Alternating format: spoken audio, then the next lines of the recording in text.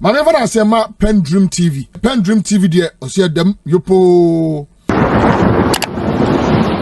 Surveiller and CEO of Goldwater has also said, and your party members, I haven't heard your personal thoughts on the matter, but the NPP say that you have not been transparent. Double standards because you had a stance on sole sourcing and you are doing exactly the. Well, thanks so much. Well, this conversation has been on for some time, born out of the statement issued by the Fourth Estate, which statement has also received a response from the minister in charge of the sector. So why it's true that since the NDC took over, a number of contracts, especially road contracts, have gone through sole sourcing. But it is not true that whilst in opposition, NDC said sole sourcing was not good. No. You see, that is the narrative our colleagues on the other side are trying to push through. Yes, we did bring up a lot of issues about sole sourcing, and we linked it to the fact that most of these sole contracts were given to cronies. Most of these social contracts had inflated figures. So we all feel that using that means gives or provides an avenue for all manner of things. But we never said, because it's in our laws. The law provides that in certain instances you need to use sole sourcing. Instances of emergency. So we were all in this country when we had COVID.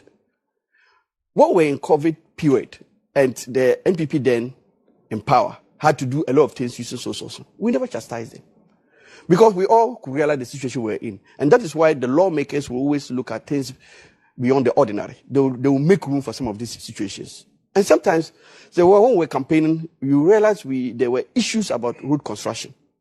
And just when we took over, Ghanaians didn't take it easy with us. There were demonstrations everywhere. In certain instances, there were even road blockage.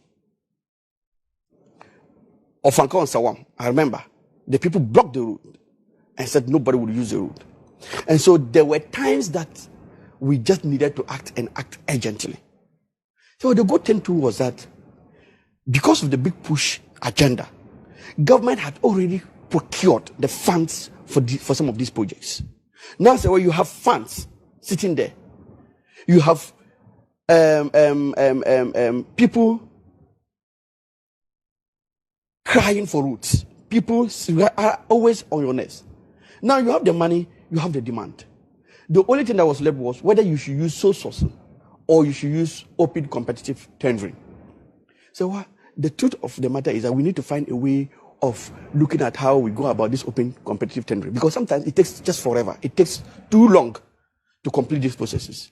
And when you have a government that has promised to change the face of our road network within a space of 2 years, and you're asking that government to use 1 year or 1.5 years to go through procurement, when even the government has the money sitting there, I don't think we'll be serving our people.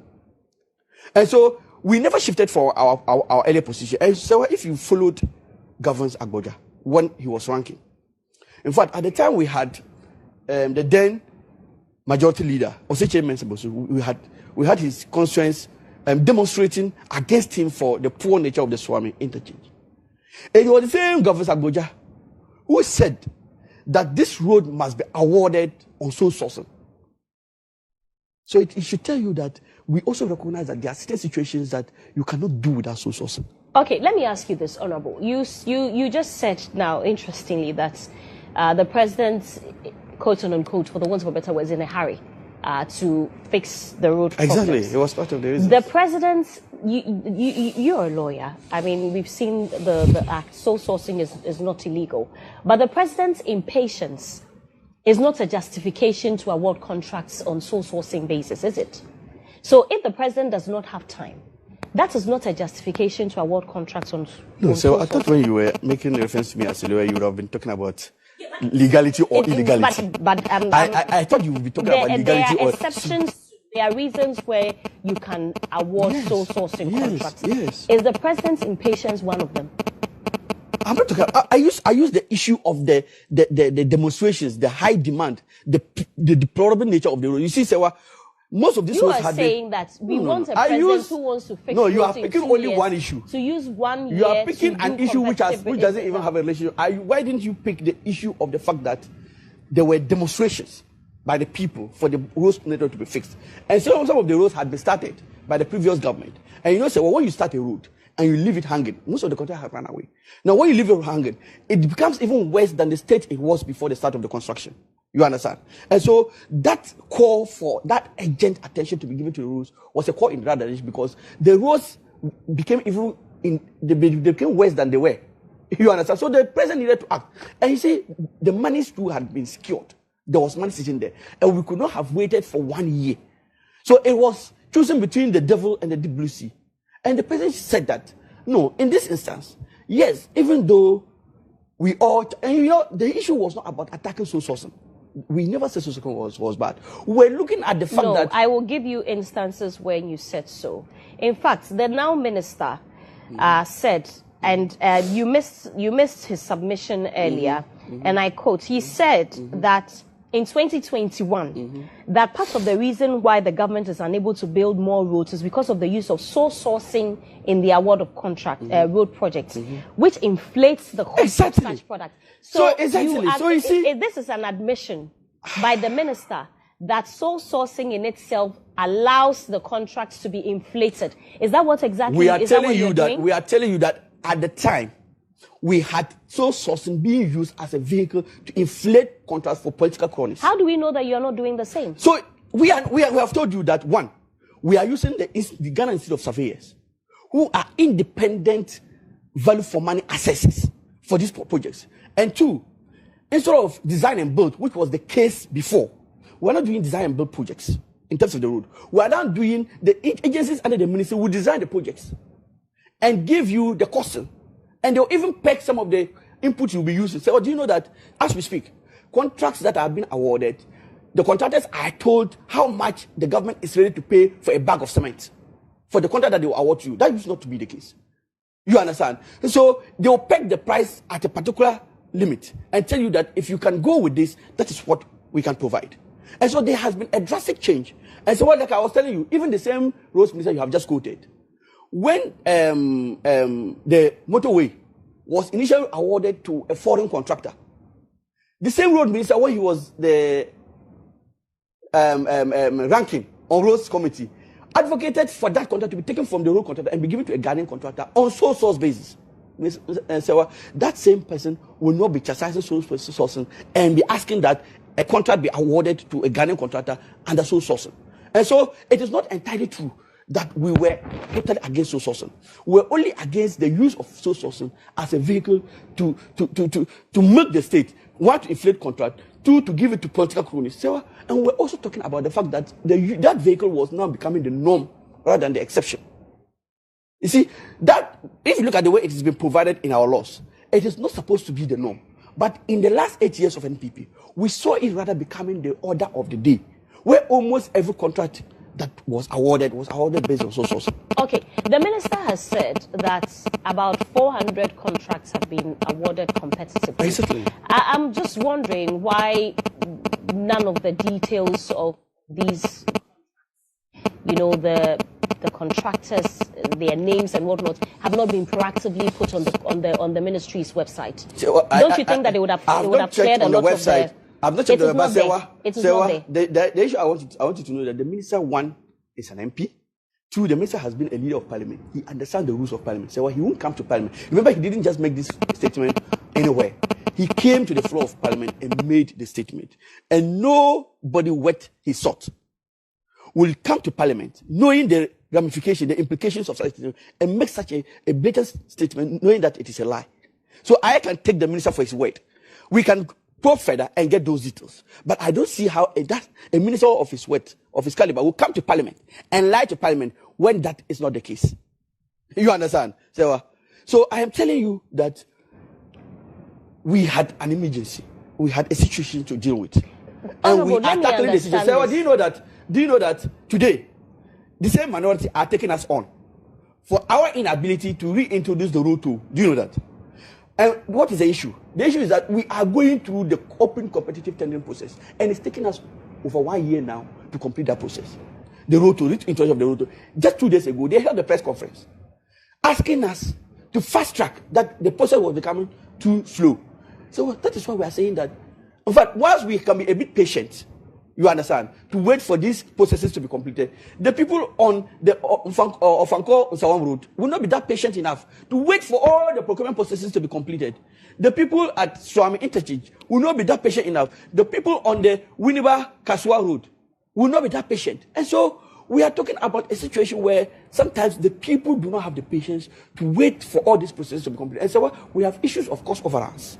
If you want to wait and finish all the procurement process, which usually will take 12 months, 18 months, chances are you will end up even burdening additional costs to the already budgeted figures.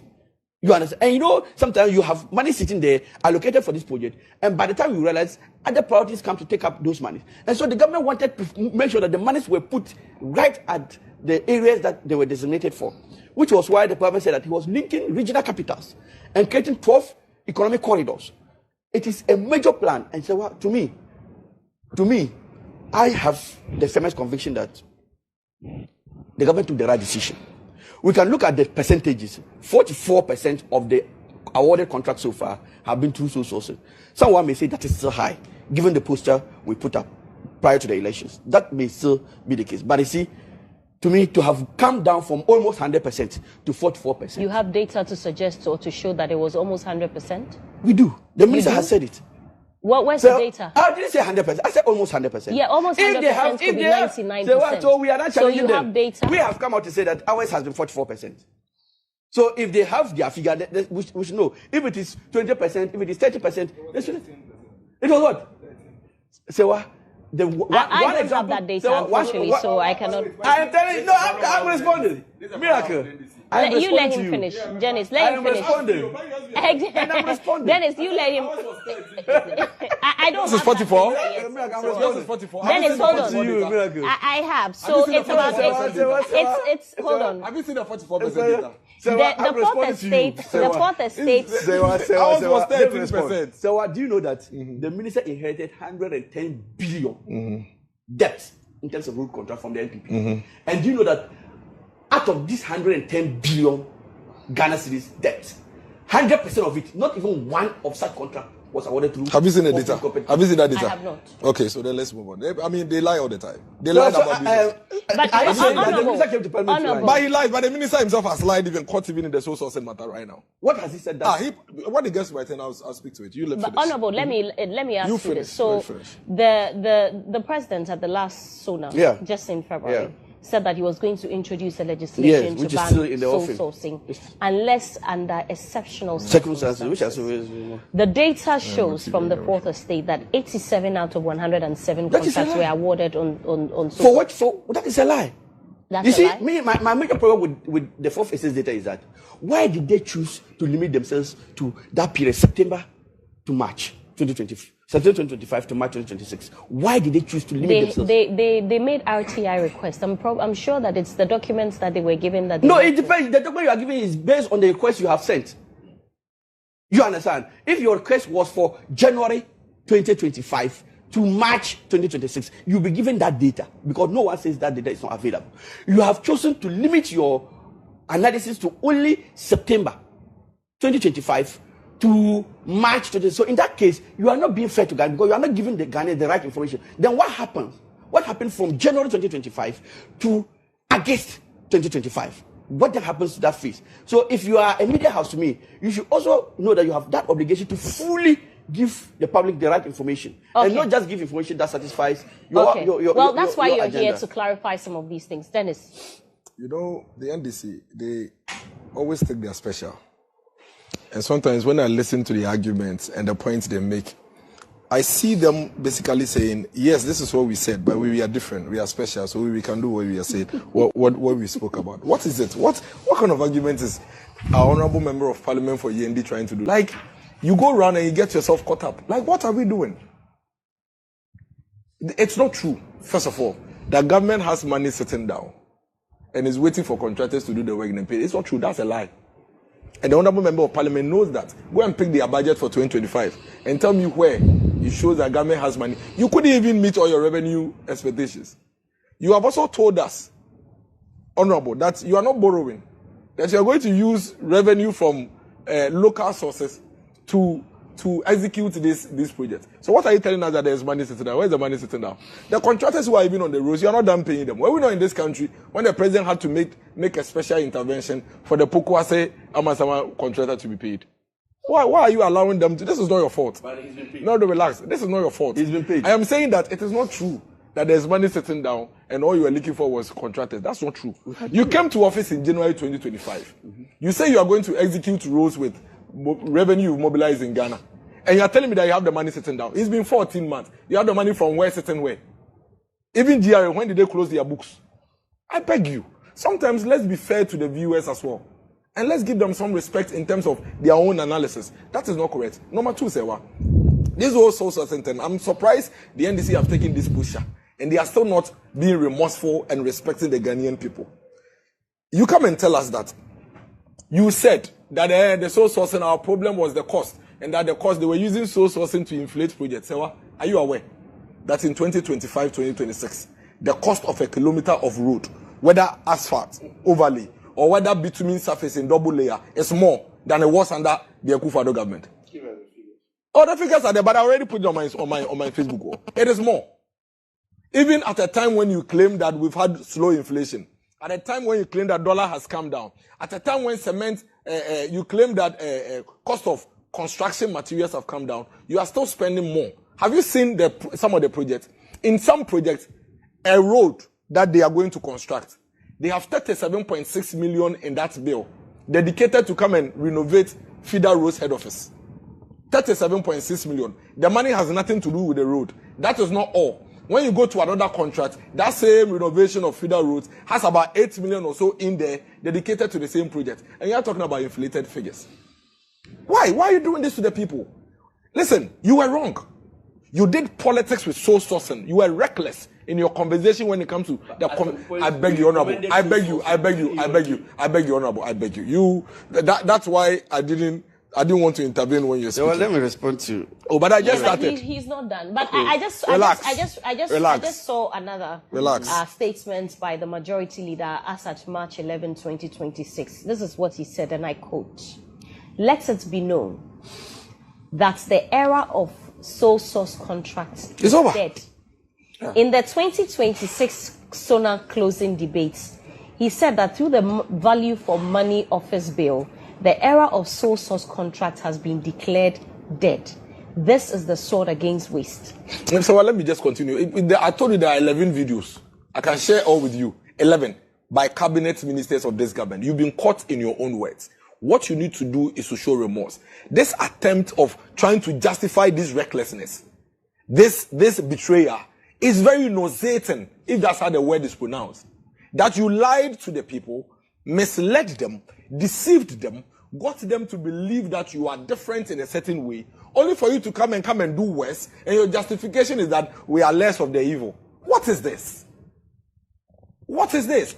So for anybody to even make you believe, or even attempt to impose on you that the previous government did 100% sole sourcing, tells you how much the person disrespects you. It tells you how much the person disrespects you. Go and pay Ghanaian Times. Go and pay Daily Graphic. And go and look at the number of roads that were, procured under international competitive bidding. And let me tell you why it even bleeds my heart. These guys make it look like Ghanaian roads, Sewa, became emergency only under their government. And that's why I say they think they are special. Which road is an emergency? And wasn't an emergency under the MPP government. The Pokwase road that was under construction during the Akufo-Addo wasn't an emergency. Only when you came, it became an emergency. Did you treat it so as they one? Could not have used sole sourcing to do it. But you can. Is that what you're saying? The Dodowa road was not an emergency. So they could not have used sole sourcing. But you can. Kaswa Winiba, I beg you. Yes. But you said it was criminal. So I don't know what the point. So when you say number says, what are you talking about? Is it that you are in a different party? We have 11 videos of your people. Let me tell you. You did. Let me tell you what. Let me even tell you what will blow your mind. Maybe you don't know.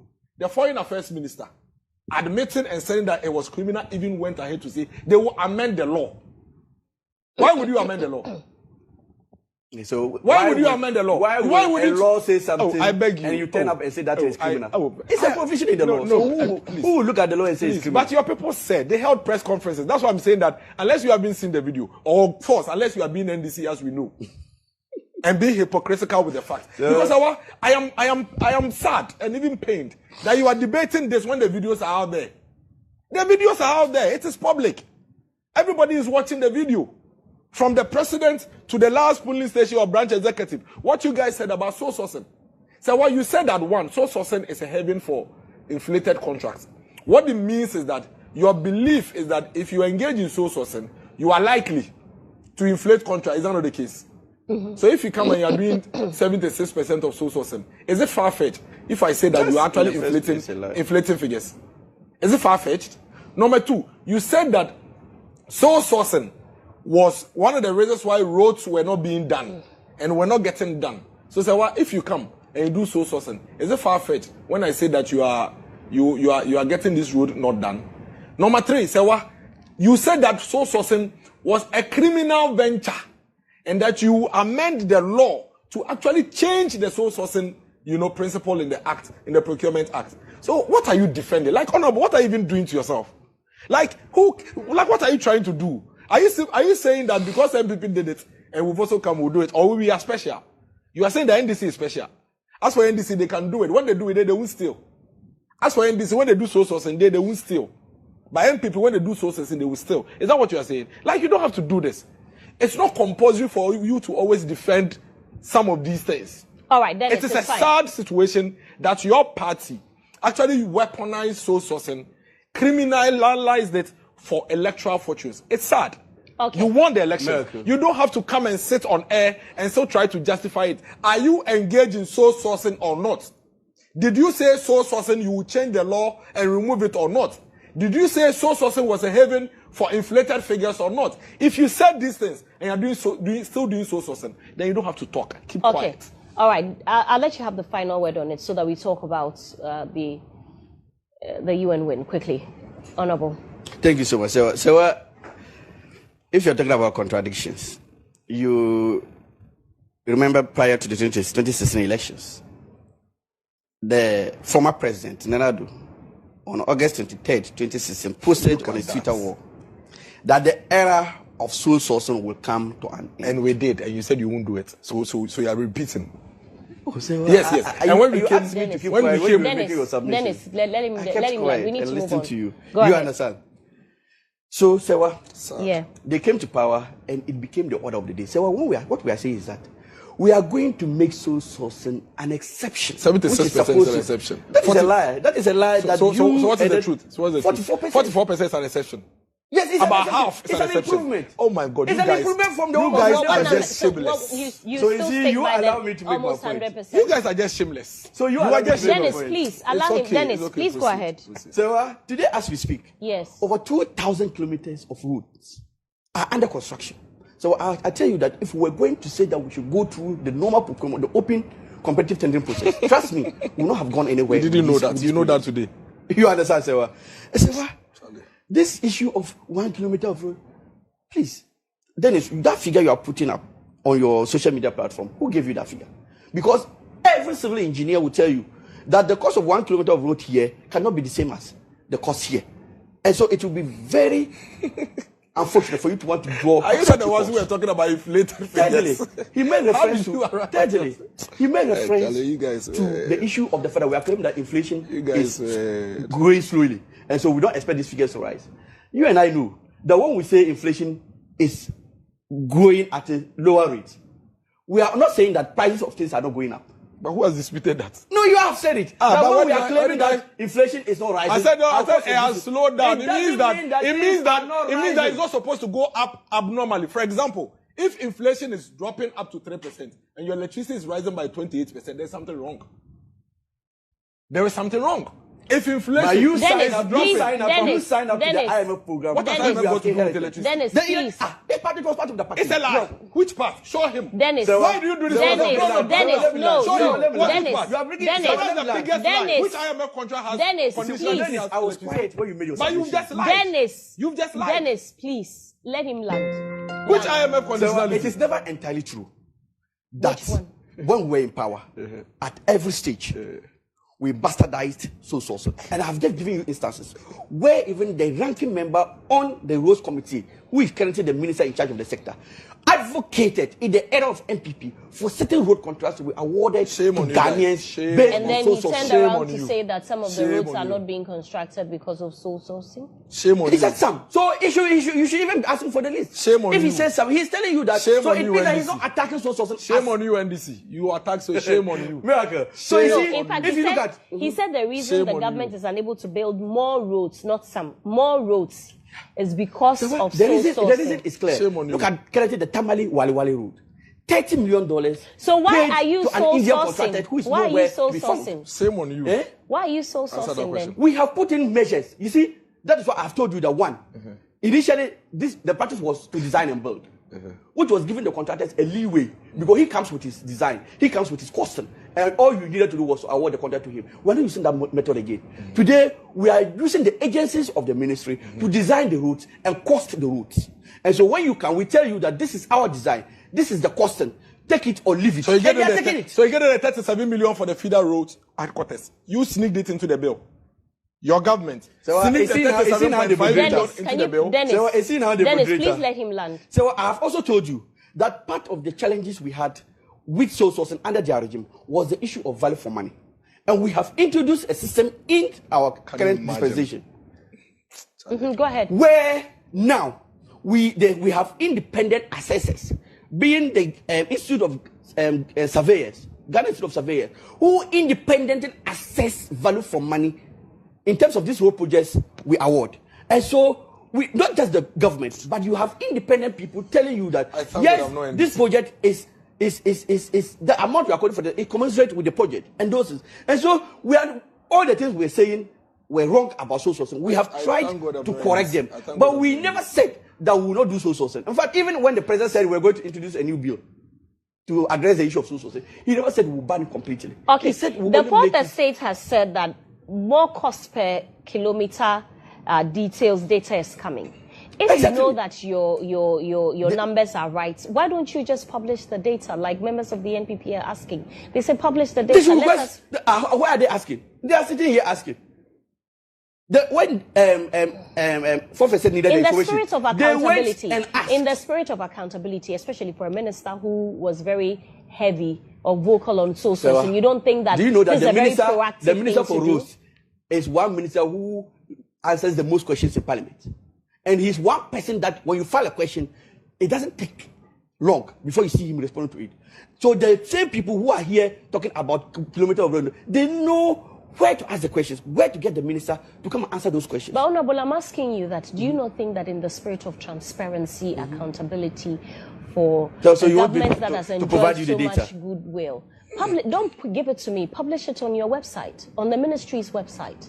You don't think So that it there's will only so save much all you of can us? put on the website. Right. If they need the data, if people need the data, approach the minister. If you approach and you don't get it, You don't think that we need the data?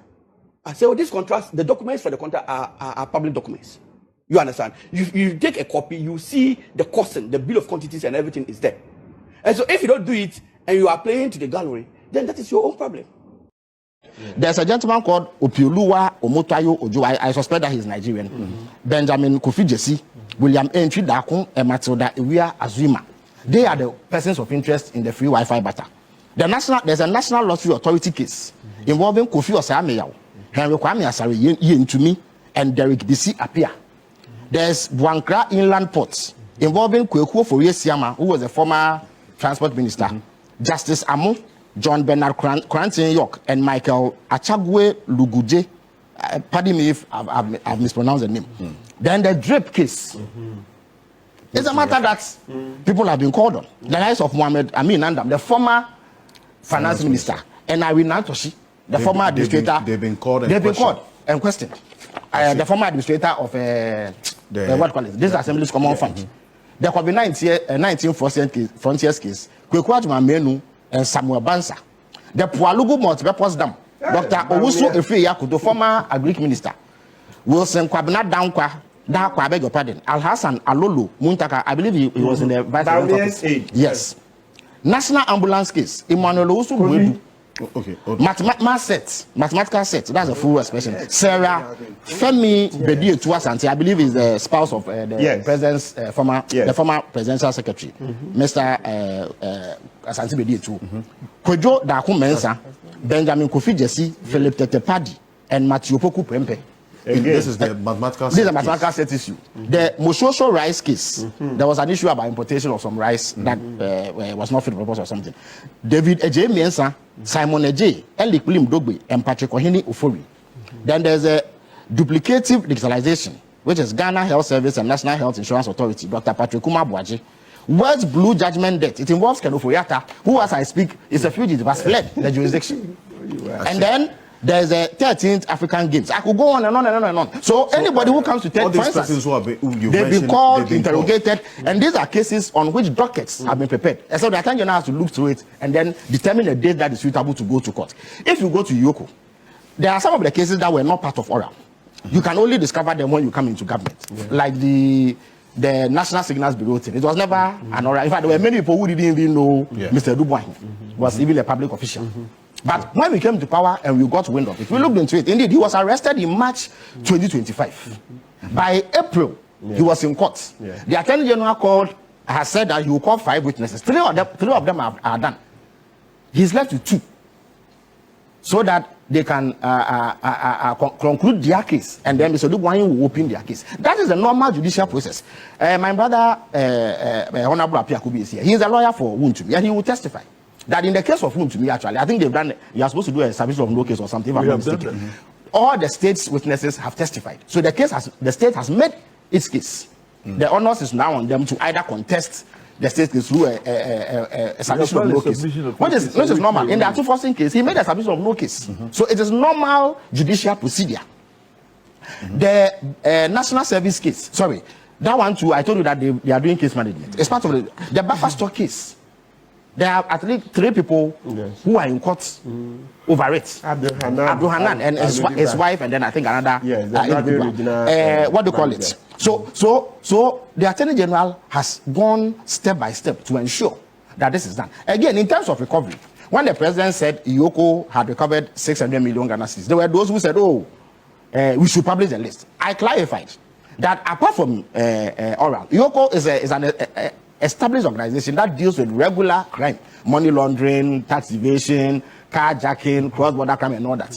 So in their normal routine course of work, they've done 642 million Ghana cedis recovery. In 2024, they did 186 million recovery. So this one actually is an improvement on that. But in terms of oral, the only time, again, there are 2 lawyers here who will bear me out. The only time you can recover is when the person has been convicted.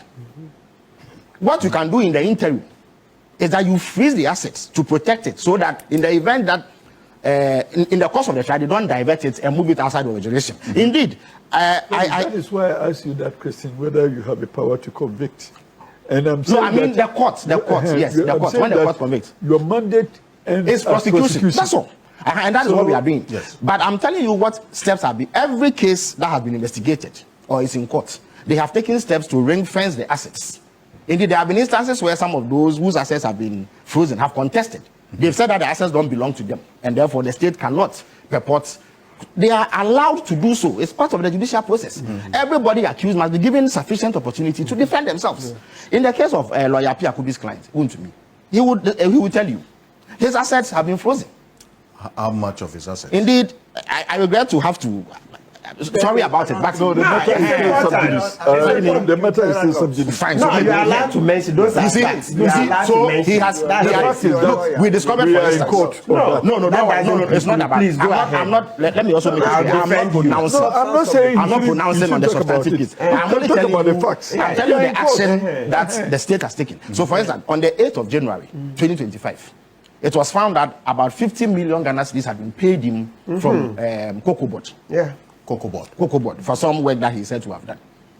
He moved 30 million of that to purchase some securities.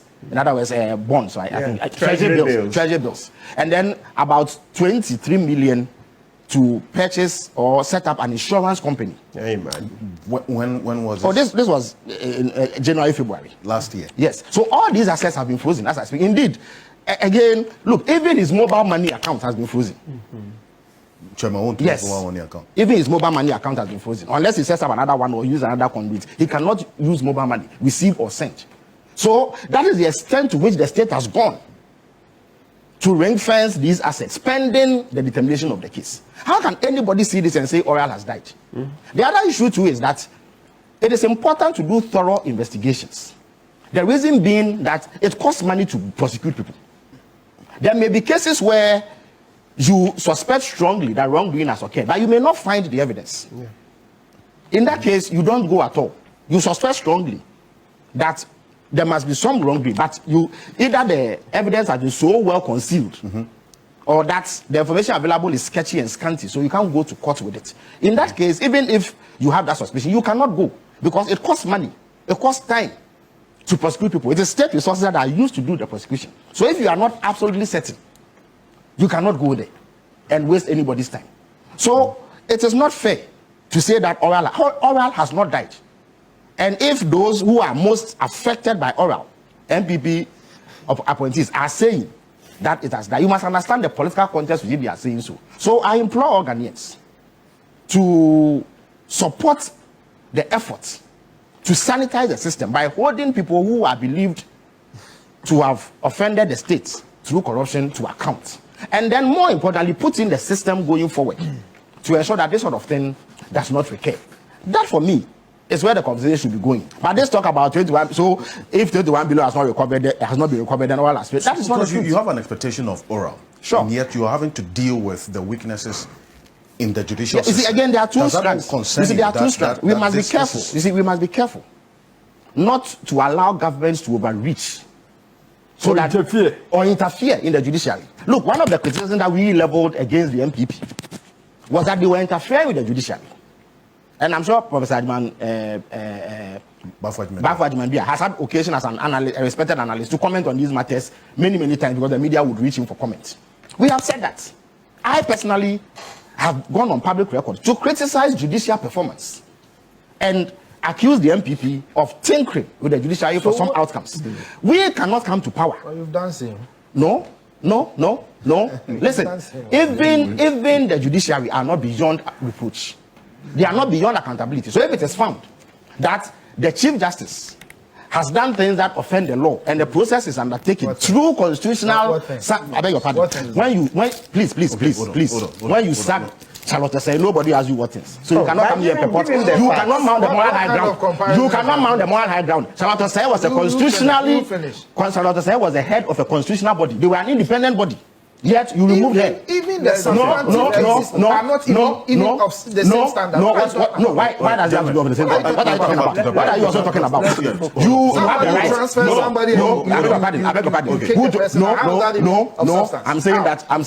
I travel over 100,000 of our money. Let me make a point. I'm saying that you, Kofi, and Kofi, and 100,000 a year cannot be the determinants of what you constitute somebody's removal. You remove Charlotte Osei, we disagreed vehemently. People even went to court, yet you removed her. So if the Chief Justice of Ghana is deemed to have offended the law, and the Constitution is followed to remove her, it is in order. That does not mean that you have tinkered with the judiciary. When you remove Charlotte Osei, did you tinker with the Electoral Commission? Is that what you did? So the mere removal of the head does not mean that the judiciary is no longer independent. Indeed, since the new Chief Justice was installed, has the NDC not lost major cases in court? Under you, I beg your pardon. In your time, even the mere announcement of a panel told everybody how the case would go. Look, let me give you a typical example. Let me give you a typical example. You see, by stroke of a pen of the Attorney General writing an application to the court, the panel can be changed. We were told, for instance, there was an instance in this country where a judge held Kennedy Japon in contempt for something that he said. Okay? Kennedy Japon went to complain that the judge is the one against whom he made the statement. And therefore, if he appeared before him, there was likelihood of bias. The judge was changed, was he not? Yeah.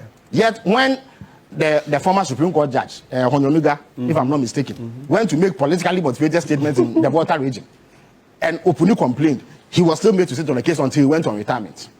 The judge who came and said that he was going to start the case anew, within a month he was transferred. That's not the point I'm making. So the MPP cannot be lecturing anybody. No problem. No problem. But I did that to straighten the record. That their pension, I beg your pardon. No problem. No problem.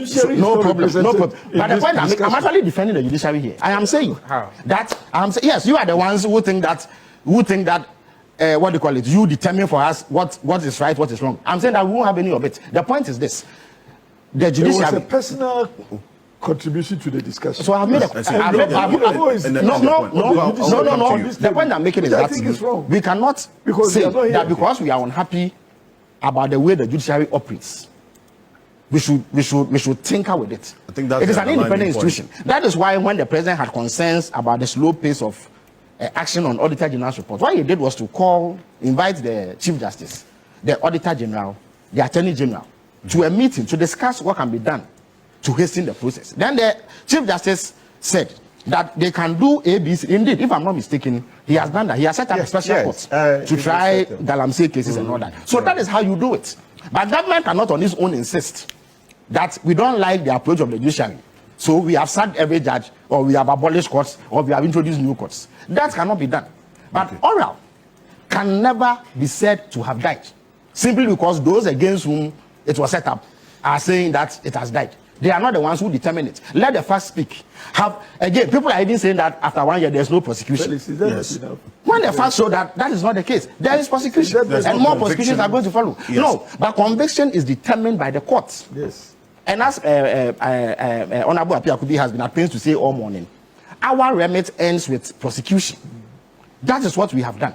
It is for the court to determine whether the case we have made can master scrutiny, or that the defenses provided by the accused are sufficient to free them. There's that a question in this regard that if the right for conviction ends with the court, then why were some persons described as candidates for jail? Why? By some persons. Would it be the first time? Let me tell you something. Alfred Woyumi, an Auditor General did a report, and then I think it was Kennedy Japan who found that his name had been mentioned in respect of some judgment payments.